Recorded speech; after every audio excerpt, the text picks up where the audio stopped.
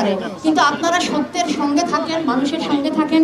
যেই পরিবারগুলো তাদের বাচ্চারা, তাদের স্ত্রী সন্তান, এদের ভেতর দিয়ে যেটা গেছে, আপনারা সেই গল্প শুনতে চান নাই। আপনাদের কাছে অনেক সময় মনে হয়েছে যে কোন নায়ক কোন নায়িকার সঙ্গে সংসার ভেঙে দিল, কে কার বাড়িতে ফিরনি খেলো না, এই কার সাথে কার পরকীয়া হলো, এই নিয়ে আপনারা ব্যস্ত ছিলেন। আমি আপনাদেরকে আজকে এই কথাটা বলবো যে গুমের মতো একটা ঘটনা আমাদের এই দেশে, এই মাটিতে বছরের পর বছর চলেছে। আপনারা ফিরনি খাওয়ার গল্প নিয়ে, সাকিব আর বুবলি নিয়ে ব্যস্ত ছিলেন। এটা একটা দুঃখের ব্যাপার।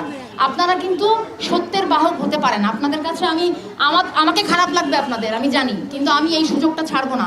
যত জরুরি কথাগুলো আছে সেগুলো যারা ভুক্তভোগী তারা বলেছেন। আমি শুধু আপনাদেরকে অনুরোধ করব যে আজকে বাচ্চাদের রক্তের বিনিময়ে আমরা সবাই চুপ ছিলাম বলে এতগুলো বাচ্চাকে মরতে হলো। আর এতগুলো বাচ্চা মরলো বলে আমাদের মানে এমন একটা লজ্জার জায়গায় এসে পড়লাম যে তখন আমরা